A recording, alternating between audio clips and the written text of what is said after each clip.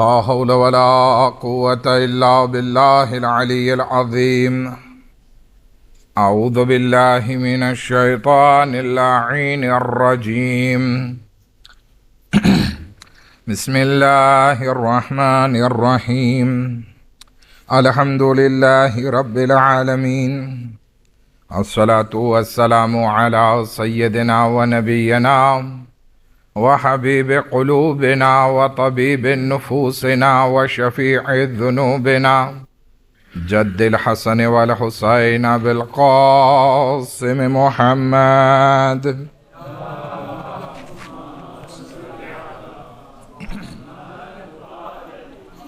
وأهل بيته الطيبين الطاهرين المعصومين المظلومين ولعنة الله على أعدائهم أجمعين. أما بعد،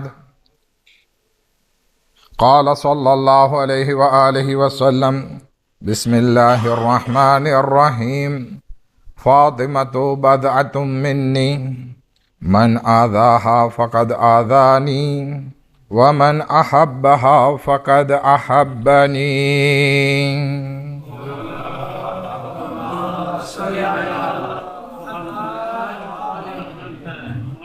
અય્યામે ફાતિમિયા અને આવતીકાલ રાત શહાદતની શબ, જેના માટે આપણે મજલિસો બરપા કરીએ છીએ. રસૂલ ખુદાની મશહૂર વ મારૂફ હદીસ કે ફાતિમા મારો ટુકડો છે, જેણે ફાતિમાને અઝિયત પહોંચાડી એને મને અઝિયત પહોંચાડી, અને જેણે ફાતિમા સલામુલ્લાહ અલેહા સાથે મોહબ્બત રાખી એણે મારા સાથે મોહબ્બત રાખી. આજે એક સવાલ અગર જો તમને પૂછું તો તમારામાંથી અમુક લોકો જવાબ આ રીતે આપશે કે શા માટે મજલિસમાં આવીએ છીએ, શા માટે આ ધર્મ કરીએ છીએ, શા માટે નમાઝ, શા માટે રોઝા, શા માટે સદકા, શા માટે હજ ઝિયારાત. તો તમારામાંથી ઘણાનો જવાબ એમ હશે કે જેથી જિંદગીમાં બરકત આવે. એ બરકત ઉપર જ મારે વાત કરવી છે, અને પછી આપણે જનાબે ફાતિમા ઝહરા સલામુલ્લાહ અલેહા ઉપર વાત કરશું. બરકત, જેના વિશે ઘણા લોકો એમ સમજે છે કે મારી પાસે વધારે દોલત હોય એ બરકત છે, અથવા ઉમ્ર લાંબી હોય તો એ બરકત છે. હકીકતમાં એવું નથી. બરકત વધારાનું નામ નથી, બલકે બરકત એ વસ્તુનું નામ છે કે જે વસ્તુ ખુદાએ આપી હોય એ આપણા માટે ફાયદાકારક સાબિત થાય. બાકી અગર દોલત જાજી હોય ને જાજી મુસીબતો આવી જાય તો જિંદગીમાં બરકત નથી. ઘણા ઇન્સાન એવા છે કે જેની પાસે પુષ્કળ દોલત પણ છે અને ખુદાએ એમાં બરકત પણ આપેલી છે. ઘણા ઇન્સાન એવા છે કે જેની પાસે ઓછું છે તેમ છતાં ખુદાએ એમાં બરકત રાખેલી છે, બધું કામ થઈ જાય છે એમાં. તો બરકત એક એવી વસ્તુ છે કે જે ખુદાએ આપ્યું હોય એમાં આપણને ફાયદો થાય. ચાહે એ પછી જીવન હોય, આપણો ટાઈમ હોય, સમય હોય, આપણી દોલત હોય કે પછી આપણો ઇલ્મ હોય. આ બધી વસ્તુમાં જ્યારે ખુદા બરકત રાખી દે ને તો એ બધી વસ્તુ ફાયદાકારક થઈ જાય છે. નહીતર ઘણા એવા ઇલ્મ રાખવાવાળા માણસો હોય છે કે જેનો ઇલ્મ બીજાને તો શું, એને પોતાને પણ ફાયદો ના પહોંચાડતો હોય. તો આ શું કહેશું? બરકત વગરનો ઇલ્મ.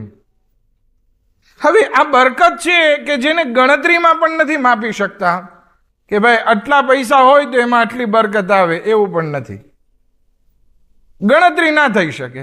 બલકે આપણે એમ કહી શકીએ કે આપણે જ્યારે શાક બનાવતા હોય, કુકડાનું શાક બનાવીએ દાખલા તરીકે, એમાં ખલીલભાઈ નિમક નાખતા ભૂલી જાય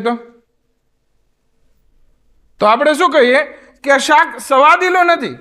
એવી જ રીતે બરકતની મિસાલ છે કે બરકત જીવનમાં એક નિમકનું કામ કરે છે. અગર જો ઈ ના હોય તો પછી જીવનની મીઠાશ ખતમ થઈ જાય છે. અને અગર જો નિમક આવી જાય તો એ જ શાક સ્વાદિલું બની જાય, એ જ જીવન મીઠાશવાળું બની જાય. એટલે કે આ બરકત આપણા જીવનમાં, આપણી દોલતમાં, આપણા ઇલ્મમાં, આપણા સમયમાં નિમક જેવું કામ કરે છે. તમને એક મિસાલ આપું કે કઈ વસ્તુ બરકત છે. ખુદાવંદી આલમ કુરાન મજીદમાં ઇરશાદ ફરમાવે છે, ઇન્ના અંઝલનાહુ ફી લૈલતિન મુબારકા, અમે આ કુરાન મજીદને મુબારક રાતમાં નાઝિલ કર્યો. બરાબર છે ને? મુબારક રાત કઈ છે? શબે કદ્ર, લૈલતુલ કદ્ર. હવે આપણે અગર જો એ લૈલતુલ કદ્રની કલાકો ગણીએ તો કેટલી કલાક થશે? આટલી જ કલાક થાય કે જે શબે કદ્ર સિવાય બીજી રાતો નહીં થતી હોય. એમાં કંઈ ફેર ના પડે, કલાકોમાં ફેર નથી પડતો, પરંતુ એની બરકત કેટલી છે એમાં ફેર પડી જાય. એની માટે ખુદાવંદી આલમ શું ફરમાવે છે? લૈલતુલ કદ્રી ખૈરુમ મિન અલ્ફી શહર. આ લૈલતુલ કદ્ર 1000 મહિનાની રાતો કરતા બહેતર છે. કલાકો એટલી જ છે, પણ 1000 મહિના કરતા એની બરકત વધી જાય છે. ઘણી વખત હોય થોડું, પણ ઘણી બધી વસ્તુઓ આવી જાય. કુરાનની મિસાલ લઈએ. ખુદાવંદી આલમ કુરાન મજીદ માટે ફરમાવે છે, વહાદા કિતાબુન અંઝલનાહુ મુબારકુન, અમે આ કિતાબ જે નાઝિલ કરી છે ને એ મુબારક છે. હવે આ મુબારક છે એનો મતલબ શું? તો કે આ કુરાનની સામે જોવું સવાબ રાખે છે, એની તિલાવત કરવી એ પણ સવાબ રાખે છે, એને સાથે રાખો તો શૈતાનના હુમલાઓથી, શૈતાનના વસવાસથી હિફાજત મળે છે. આ કુરાનને શીખો, બરકતવાળું છે. આ કુરાનને શીખવાડો, બરકતવાળું છે. પણ આ બધું ક્યારે? જ્યારે કુરાન ઉપર અમલ કરીએ. અગર જો અમલ ના હોય તો પછી આ એકે બરકત આપણને નસીબ થવાની નથી. ભલે ને પછી મોટું જબર કુરાન ગળામાં પહેરીને ફરીએ, શૈતાન મગજમાં બેસી ગયો હોય તો પછી ગળામાં કુરાન શું કામનું? નહીં, પેલા આપણે અમલ કરશું ને ત્યારે આ બધું કુરાન જે છે મુબારક છે એ બરકત વાળું થશે આપણી માટે. એટલા માટે ખુદાવંદી આલમ કુરાન મજીદમાં ફરમાવે છે, ફત્તબિઉહુ વત્તકુ, તમે આ કુરાનનું અનુકરણ કરો, અમલમાં મૂકો અને અલ્લાહથી ડરતા રહો. લઅલ્લકુમ તુરહમૂન, કે જેથી શાયદ ખુદાવંદી આલમ તમારા ઉપર રહેમ કરે. અહીંયા શાયદનો મતલબ ખુદાવંદી આલમ રહેમ કરશે જ. આ અમલ વગર જે છે કુરાન બરકત નસીબ નથી આપતું, બરકત આપણને નસીબ નથી થતું. આપણે મફાતીઉલ જિનાનને ઓળખીએ છીએ, બરાબર છે ને? કોણે લખી છે? શેખ અબ્બાસ કુમીએ.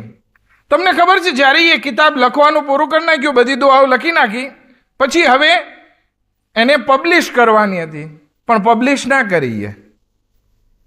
1 વર્ષ વાર લગાડી. શું કામ? તો કે પહેલા બધી દુઆ હું મારી જિંદગીમાં પડી લઉં, જે દિવસની હોય, જે સમયની હોય એ બધી પડી લઉં, પછી હું પબ્લિશ કરીશ. કારણ કે અમલ સાથે હશે તો એ ફાયદાકારક હશે. જ્યારે એ દુઆ બધી પડી લીધી વર્ષ દિવસ સુધી, પછી એ કિતાબનો હદિયો જનાબે ફાતિમા ઝહરા સલામુલ્લાહ અલૈહાની ખિદમતમાં પેશ કરે છે અને પછી આ દુઆને પબ્લિશ કરે છે.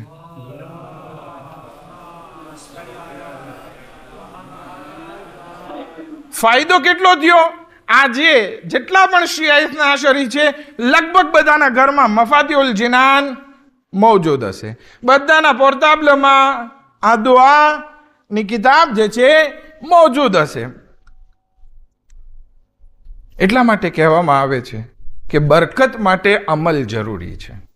હવે ઘણા ઇન્સાનની ઉંમર દાખલા તરીકે 70 વર્ષ જીવે ને, તો 70 વર્ષનું જીવન હોય પણ એનું જીવન એટલું બાબરકતી હોય કે આ દુનિયામાં આવી અને 70 વર્ષમાં 700 વર્ષ જેટલું કામ કરી નાખે.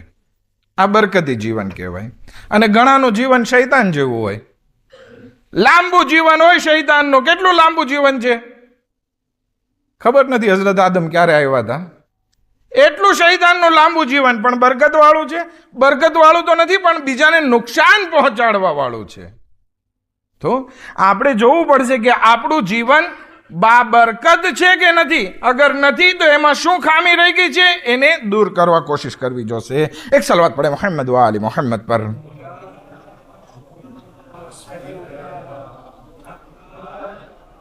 હવે આપણે જે મજલિસ બરપા કરવા બેઠા છીએ એ હસ્તીનું નામ હઝરત ફાતિમા ઝહરા સલામુલ્લાહ અલૈહા છે.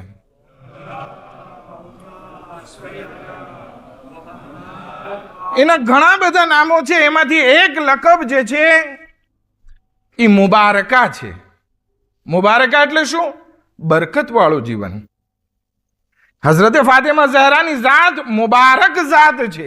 18 થી 20 વર્ષનું જીવન છે, પણ એનો અસર કયામત સુધી શિયાઓ માટે બરકત છોડીને ગયા છે. નાનકડું એવું જીવન, પણ બરકત કયામત સુધી ફેલાયેલી છે. અને આ બરકત નામ કોણે આપ્યું? ક્યાંથી આવ્યું? તો કે ખુદાવંદી આલમે આ હસ્તી માટે તો સૂરો નાઝિલ કર્યો છે. આપણે ચારલાલાની મસ્જિદમાં મજલિસ બરપા કરી હતી ગુરુવારે, ત્યારે એક સૂરા વિશે વાત કરી હતી, સૂરે હલ અતા. બરાબર છે ને? એ આખો સૂરો હઝરત ફાતિમા ઝહરા સલામુલ્લાહ અલૈહાની શાનમાં નાઝિલ થયો છે. એવો જ એક બીજો સૂરો કે જે હઝરત ફાતિમા ઝહરા સલામુલ્લાહ અલૈહાની શાનમાં નાઝિલ થયો છે, એ કયો છે? સૂરે કૌસર. આ બે સૂરા આખા જનાબે સૈયદા સલામુલ્લાહ અલૈહાની શાનમાં નાઝિલ થયા. ઇન્ના અઅતૈનાકલ કૌસર, કહે રસૂલ અમે તને ખૈરે કસીર અતા કરશું, બહુ વધારે નેકી અને ભલાઈ અતા કરશું. એનો મતલબ શું? કે આ બરકત અતા કરશું. હવે જેટલા પણ મુફસ્સીરોને પૂછીએ ને તો એમાં વધારે પડતા અમુકને મૂકીને લગભગ બધા કહે છે કે આ ખૈર કસીર અથવા તો કૌસરથી મુરાદ હઝરત ફાતિમા ઝહરા સલામુલ્લાહ અલૈહા છે, કે જેની બરકતો ખૈર કસીર છે. હવે તમને તો બધાને, આપણને બધાને ખબર છે કે આ સૂરો ક્યારે નાઝિલ થયો? જ્યારે રસૂલે ખુદાને મેણું મારવામાં આવ્યો કે ભાઈ તમારા બધા દીકરાઓ મરી જાય છે, ગુજરી જાય છે, વફાત પામી જાય છે, તો તમે તો પૂંછડી વગરના છો, એટલે કે લાવારીસ છો, હવે તમારું કોઈ વારસદાર નથી. ત્યારે ખુદાવંદી આલમે કીધું કે હે રસૂલ અમે તને ખૈર કસીર આપશું. અને જનાબે ફાતિમા ઝહરાની નસ્લ આપણે આ દુનિયામાં જોઈએ ને તો 80 મિલિયન 80 મિલિયન સાદાત છે કે જે આ નસ્લે કસીરના રૂપમાં જાહેર થયા છે. આ એક અર્થ છે, આ અર્થ સાચો છે. પણ અગર જો આનો ઊંડો અર્થ આપણે તપાસવા જઈએ ને તો ખુદાવંદી આલમ કહે છે, આય મારા હબીબ, આય મારા રસૂલ, અમે તને કૌસર અતા કરશું. એટલે કે તારી જે નબુવત છે, તારું જે રિસાલતનું કાર્ય છે, એની હિફાજત કરવા વાળું અને એની હક્કાનિયતને સાબિત કરવા વાળું અમે એવી ભલાઈ તને આપશું, એવું કૌસર આપશું કે જે કયામત સુધી બાકી રહેવા વાળું છે. એ કોણ છે? હઝરત ફાતિમા ઝહરા સલામુલ્લાહ અલૈહા.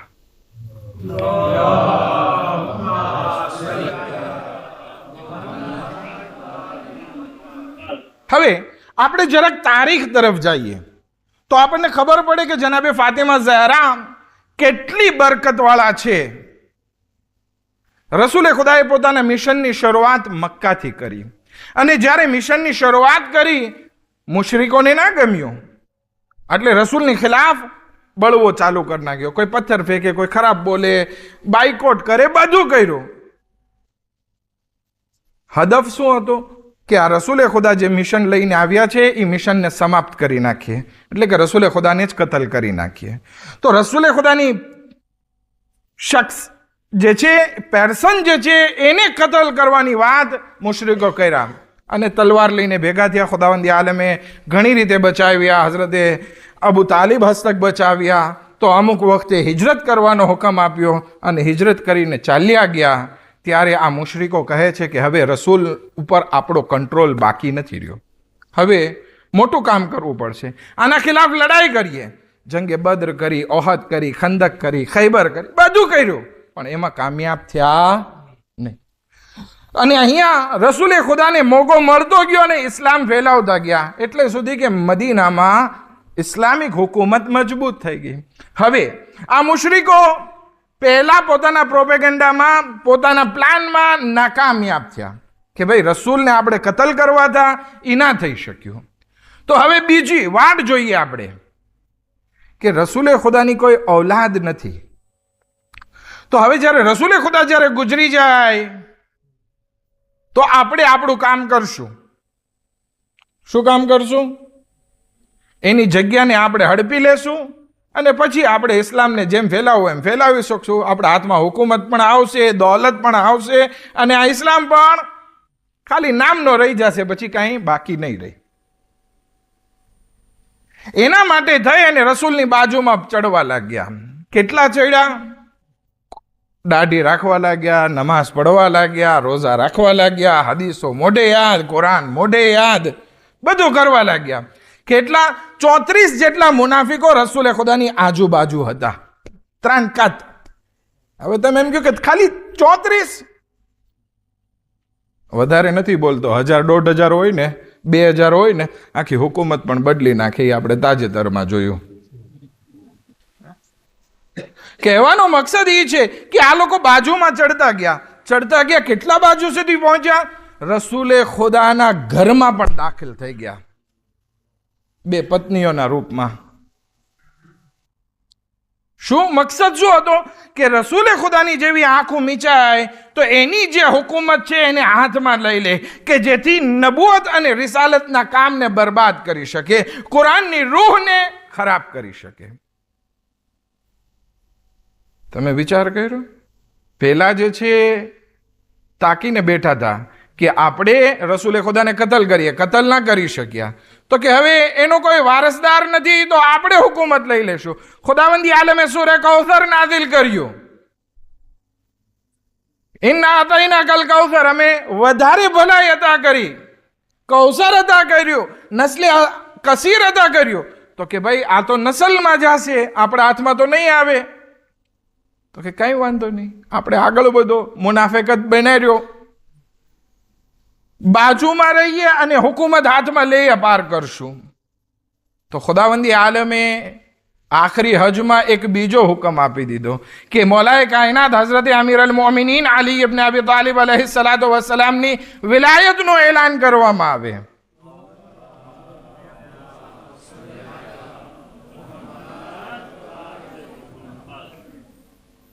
અને જ્યારે વિલાયતનું એલાન થઈ ગયું તો ખુદાવંદી આલમે આયત નાઝિલ કરી, અલ-યૌમ યઅસ અલ્લઝીના કફરુ મિન દીનિકુમ, કે આજના દિવસે મુશરિકો, કાફિરો તમારા ધર્મથી માયુસ થઈ ગયા, નાઉમીદ થઈ ગયા. હવે એ લોકોથી ડરવાની જરૂર નથી, મારાથી ડરો. અલ-યૌમ અકમલતુ લકુમ દીનકુમ. બરાબર છે. હવે અહીંયા મુનાફિકો જોવે છે કે આપણો પહેલો ટાર્ગેટ હતું રસૂલને ખતમ કરવાનું, ના થયું. આપણે વાટ જોતા હતા, એમની કોઈ નસલ નથી એટલે આપણે આગળ વધીને હાથમાં લેશું. એટલે તો 2 છોકરીઓ દીધી રસૂલે ખુદાને કે ત્યાંથી આપણે આ હુકુમતને હાથમાં લઈએ. ખુદાએ એલાન કરાયું ગદીરમાં મૌલાએ કાયનાતનું, તો કે આ પણ ચાલ્યું ગયું. તો કે હવે ત્રીજો પ્રોપેગેન્ડા કરવો પડશે, ત્રીજો પ્લાન કરવો પડશે. વાટ જોઈએ, રસૂલે ખુદા ગુજરી જાય પછી આપણે જે છે અલીને બહાર લઈ આવશું. શું કામ? અલી ઉપર ટાર્ગેટ કર્યો રસૂલને મૂકીને. જો કે અમુક રેવાયતોમાં છે પણ કે રસૂલે ખુદાને પણ ઝેર આપવામાં આવ્યું હતું. ટાર્ગેટ કર્યો મૌલાએ કાયનાતને કે હવે અલીને આપણે જે છે એ નિશાના ઉપર રાખશું. શું કામ? કારણ કે રસૂલે ખુદા સલ્લલ્લાહુ અલૈહિ વસલ્લમે પોતાના જીવનમાં કહી દીધું હતું, ઇન્ની તારિકુન ફીકુમ થકલૈન કિતાબ અલ્લાહ વ ઇત્રતી, કે હું તમારા માટે 2 મહાભારે વસ્તુ છોડીને જાઉં છું, એક અલ્લાહની કિતાબ અને બીજી મારી ઇત્રત. આ બંને એકબીજાની સાથે રહેશે, જુદા નહીં થાય. તો કે આ સારો મોકો છે. હવે આપણે કુરાનને નથી અડવું, કારણ કે એની ગેરંટી ખુદાવંદી આલમે લઈ લીધી છે અને એટલી ફઝીલત કુરાનને હિફ્ઝ કરવાની કરી નાખી છે કે આપણે કુરાનને તુશે નહીં કરી શકીએ. તો કે હવે પોઈન્ટ ફેબલો હોય તો એ મૌલાએ કાયનાત હઝરત અમીર અલ મોમિનીન અલી ઇબ્ન અબી તાલિબ અલૈહિસ્સલામ છે.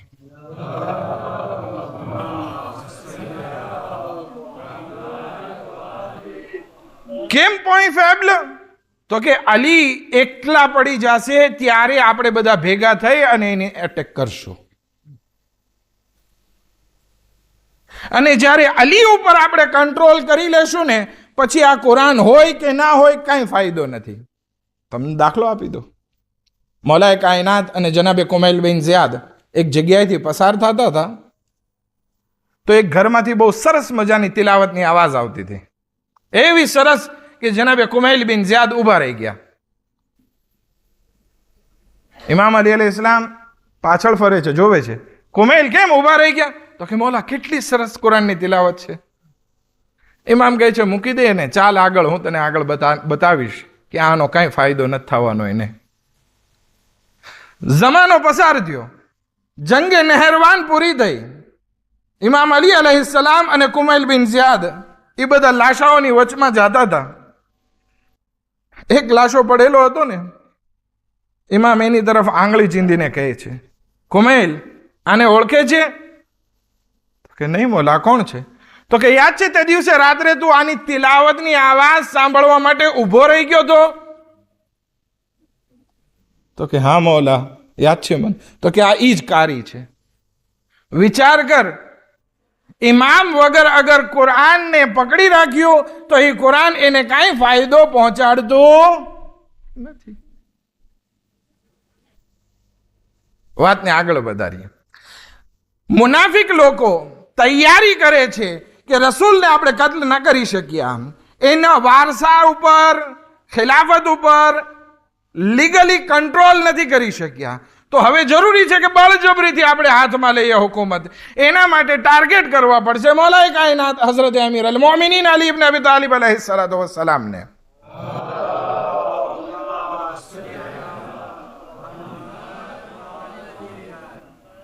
તો કે કરીને શું કરશું? ગણતરી આ રીતે હતી કે અગર રસૂલની વફાત પછી આપણે સકીફામાં આપણે ખુદ વોટિંગ કરીને આપણે ખિલાફત મેળવી લઈએ અને પછી અલીને આપણે બોલાવશું, અલીને લઈ આવશું.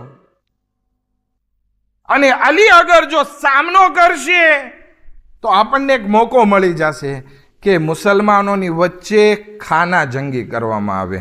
ગુજરાતીમાં એને ગૃહ યુદ્ધ કહેવાય, જેને શાયદ ફ્રેન્ચીમાં સિવિલ વોર કહેવાય, કે અંદર અંદર એકબીજા બાંધે. બરાબર છે ને? હા, સિવિલ વોર જ કહેવાય. સિવિલ વોર થઈ જશે અને ત્યારે સરસ મોકો છે કે આપણે ઇસ્લામને બરબાદ કરી દઈએ. ઓકે, ઇમામ અલી અલૈહિસ્સલામ અગર જો સામનો ના કરે તો પછી સારો એ મોકો, ત્યારે ઇમામ અલીને આપણે કતલ કરી નાખીએ. અને અગર જો ઇમામ અલીનો બીજા લોકો સાથ દેવા માંડે તો આપણે કહેશું કે આ ખિલાફત તો એ ખૂન વહાવીને ભેગી કરી છે, ખૂન વહાવીને હાસિલ કરી છે, એટલે મુનાફિકો થઈ જશે મઝલૂમ અને અલી થઈ જશે ઝાલિમ. પ્રોપેગન્ડા તો કરતા આવડે જ છે. બીજું અને ત્રીજો ઓપ્શન ઈ છે કે કઈ ના, અલી જે છે આપણી વાત માની લે અને ખિલાફત આપણને સોંપી દે ને આપણા હાથમાં બૈયત કરી લે, તો પણ આપણને ફાયદો જ છે કે આપણે કામ કરવાનું હતું એ આપણે કરશું ને, ઇસ્લામને નાબૂદ કરશું, નામ સિવાય કાંઈ બાકી નહીં રહેવા દઈએ. આ ત્રણ ગણતરી સાથે એ લોકો આગળ વધ્યા. પણ એ લોકો ભૂલી ગયા હતા એક વાત, કે અલી પાસે એક બહેતરીન સુતૂન છે, એક બહેતરીન પિલર છે. ભલે રસૂલે ખુદા નથી પણ એની દીકરી હઝરત ફાતિમા ઝહરા સલામુલ્લાહ અલૈહા છે.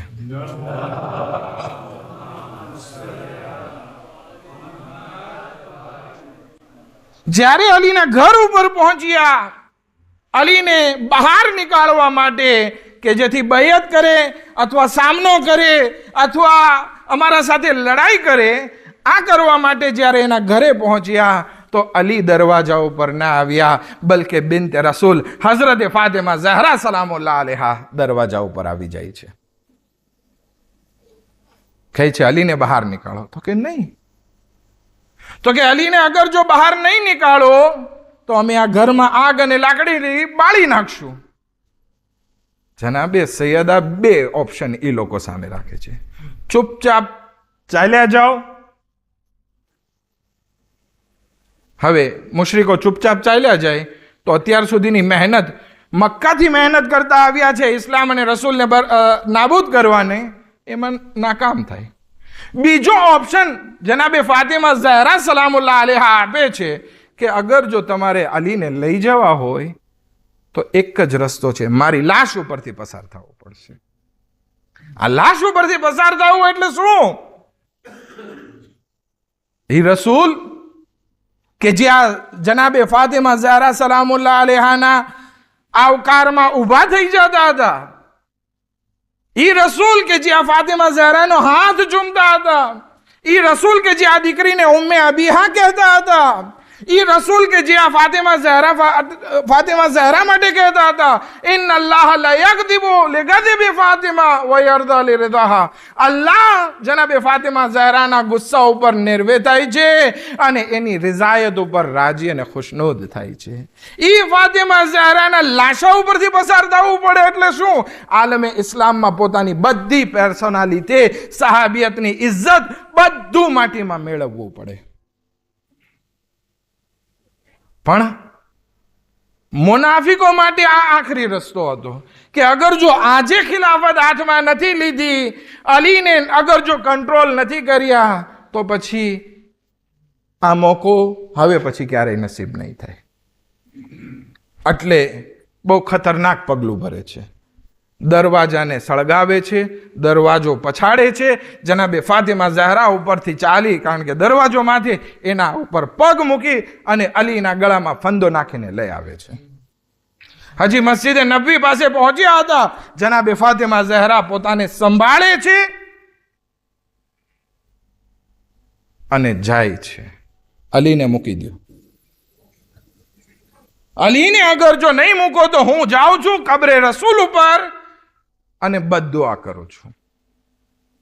અમુક ઝાકરીન બયાન પણ કરે છે, મસ્જિદે નબવીની દીવારો ઊભી થવા લાગી, અલીને બચાવીને લઈ આવે છે, પણ એમાં જનાબે મોહસિનની શહાદત વાકી થઈ ગઈ. હવે વિચાર કરો, જનાબે ફાતિમા ઝહરા સલામુલ્લાહ અલૈહા મુનાફિકોને એકદમ બદનામ કરી નાખ્યા. અત્યાર સુધી છુપાયેલા ચહેરા જે હતા એ હવે જનાબે સૈયદાની દુશ્મનીમાં જાહેર થઈ ગયા. હજી મોકો હતો. શું મોકો હતો? કારણ કે જે આ બનાવ બન્યો એ મદીનામાં બન્યો. એ જમાનામાં વોટ્સઅપ ને ફેસબુક ને એવું બધું તો કઈ ટેલિફોન ને બધું હતું નહીં કે પરબારા સમાચાર પહોંચે. હજી તો બીજી ગામમાં સમાચાર પહોંચ્યા હોય કે રસૂલે ખુદાની વફાત થઈ, બધા શું માનતા હોય કે અલી ગદીરમાં ખલીફા બન્યા છે, ઇમામ બનાવવામાં આવે છે તો અલી છે. તો ઇમામ અલી અલૈહિસ્સલામ હજી બીજા ગામથી પોતાનું કામ આગળ વધારી શકતા હતા.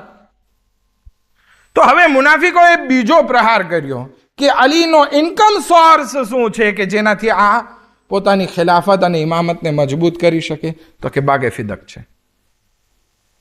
કે જેની આવક બહુ હતી, તો કે એને જ ગસ્પ કરી લ્યો. એને ગસ્પ કરી લીધો. ત્યાં પણ જનાબે ફાતિમા ઝહરા સલામુલ્લાહ અલૈહા આવી અને ખુદબે ફિદક અંજામ આપે છે. પણ એમાં પણ મુનાફિકો ખુદબે ફિદકનો ભાગ પાછો નથી આપતા અને મુસલમાનો એવા મરેલા પડ્યા હતા, આપણે શું, જે થવાનું થઈ રહેશે. એના કારણે જનાબે ફાતિમા ઝહરા ત્યાં પણ કામયાબ ના થયા. હવે જનાબે ફાતિમા ઝહરા સલામુલ્લાહ અલૈહા અંસારો અને મુહાજિરોના ઘરે ઘરે જઈને સમજાવે છે કે જો અલી ખલીફા છે, ગદીરમાં શું બયાન કરવામાં આવ્યું, પણ એ લોકોના પેટમાં પાણી ના હલ્યું. હજી આગળ વધીએ, જનાબે ફાતિમા ઝહરા ગિરિયાઓ જારી કરે છે. ક્યાંય તારીખમાં, ઇતિહાસમાં, દુનિયામાં જોયું કે કોઈ રડતું હોય અને કહેવામાં આવે કે તું રડમાં, તારા રડવાથી મને તકલીફ થાય છે? કોઈના રડવાથી કોઈને શું તકલીફ થાય?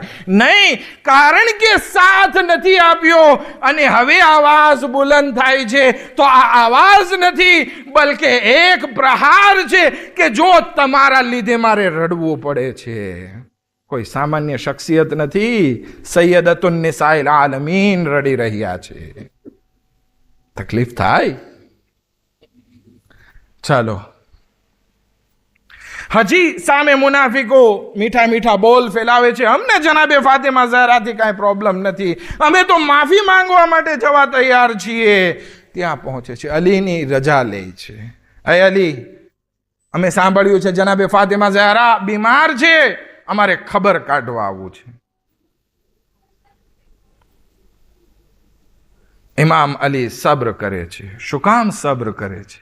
કારણ કે આવાજ ઉઠાવે તો સિવિલ વોર થઈ જાય, આવાજ ઉઠાવે તો ભાગલા એટલા શરૂઆતમાં પડી જાય કે પછી એને કોઈ પકડવા મુશ્કેલ થઈ જાય. કુરાન અને ઇતરતને અલગ કરી નાખવામાં આવે નહીં, આ બધું સાથે મેળવી અને અલી ખામોશ છે. જનાબે ફાતિમા ઝહરાની રજા લે છે કે કેમ કરવું છે કે આ લોકો આવવાના છે. જનાબે સૈયદા ફરમાવે છે, અય અલી, અલ બૈત બૈતુક વ અના આમતુક. અય અલી, ઘર તમારું છે અને હું તમારી કનીસ છું, તમે જેમ કહો એમ. અલી છે હવે કોઈ બહાનું દેવા નહોતા ચાહતા. આવો વાંધો નહીં, બેસે છે ઘરમાં. વચમાં પડદો છે, પડદાની પાછળ જનાબે સૈયદા, આ તરફ અલી અલૈહિસ્સલામ, આ તરફ બે ખલીફા અને અમુક સાથીઓ. સલામ કરે છે. જનાબે ફાતિમા ઝહરા જવાબ નથી દેતા. પૂછે છે, હે ફાતિમા ઝહરા, અમે તો ખાલી ખબર પૂછવા માટે આવ્યા છીએ, સલામ કરીએ છીએ, જવાબ કેમ નથી દેતા? જનાબે ફાતિમા ઝહરાનો જવાબ સાંભળો.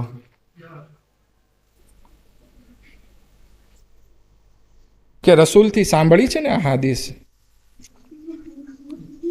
કે જેણે ફાતિમાને અઝિયત પહોંચાડી અને મને અઝિયત પહોંચાડી, મને અઝિયત પહોંચાડવા વાળો ખુદાની અઝિયત પહોંચાડવા વાળો છે. બંને કહે છે હા હા, અમે આ હદીસ સાંભળેલી છે. તો કે ગવાહ રહેજો, હું તમારા બંનેથી રાજી નથી, હું તમારા બંને ઉપર ગઝબનાક છું. ઇમામ રઝા અલૈહિસ્સલામ ફરમાવે છે કે મારી મા ફાતિમા ઝહરા આખરી દમ સુધી આ બંનેથી રાજી નથી થયા. એટલે માટે કોઈ કહે કે તોબા કરી, ખોટી વાત છે. જનાબે ઝહરા વસિયત કરે છે, અલી, મારી કબ્રને છુપાવીને રાખજો, મારી કબ્રમાં મારા દુશ્મનો ના આવે, મારી કબ્રમાં, મારા જનાઝામાં મારા દુશ્મનો ના આવે. મુસલમાનો તારીખ બદલાવી શકે, મુસલમાનો તારીખ છુપાવી શકે, પરંતુ ઝહરાની વસિયત કે મારી કબ્રને છુપાવીને રાખો, કયામત સુધી આ હક્કાનિયત સાબિત કરે છે કે ક્યાં છે ઝહરાની કબ્ર, ક્યાં છે ફાતિમા ઝહરાની કબ્ર, ક્યાં છે બિન્તે રસૂલની કબ્ર. ઈ જ કબ્ર પોશીદા જવાબ આપશે કે આ મુનાફિકોના મોઢા ઉપર એક મોટો તમાચો હતો, પરંતુ હા, જનાબે ફાતિમા ઝહરાએ આ મુનાફિકતને ઉઘાડી તો કરી દીધી, પરંતુ એના માટે બહુ વધારે કિંમત ચૂકવવી પડી. શું કિંમત ચૂકવવી પડી? એમના ઉપર જ્યારે સળગતો દરવાજો પડ્યો, એમના વાસાની હડ્ડી તૂટી ગઈ, એમના પેટમાં મોહસિન હતો, એમની શહાદત વાકે થઈ ગઈ અને બીમારીમાં દુનિયાથી રૂખસત થયા. જ્યારે ઇમામ અલી અલૈહિસ્સલામ રાતના વખતમાં હઝરત ફાતિમા ઝહરાને ગુસલ આપી રહ્યા હતા, ત્યારે એક ચીખ મારીને સલમાન પાસે આવી જાય છે. અહીં સલમાન ગઝબ થઈ ગયો. કહે છે, મારા સાબિર ઇમામ, શું થયું? કહે છે, બિન્તે રસૂલની વાસાની હડ્ડી તૂટી ગઈ, મને ફરિયાદ પણ નથી કરી. આઝાદારો ઇમામ અલી ગરિયા કરે છે, સલમાન દિલાસો આપે છે. અલી, સબ્ર કરો. આઝાદારો જનાબે ફાતિમા ઝહરાનો જનાઝો તૈયાર થયો, બચ્ચાઓને બોલાવવામાં આવે છે. ઝૈનબ કુલસુમ માના જનાઝાથી રૂખસત થાય છે. જેવા વધારે રોવા જાય છે અલી ખામોશ કરે છે.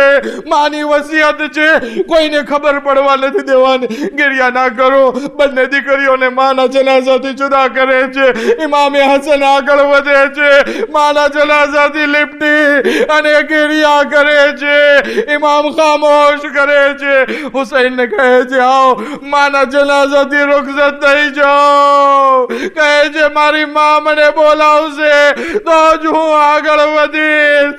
એટલો અવાજ કરવો હતું, બંદે કફન તૂટે છે, બે હાથ નીકળે છે.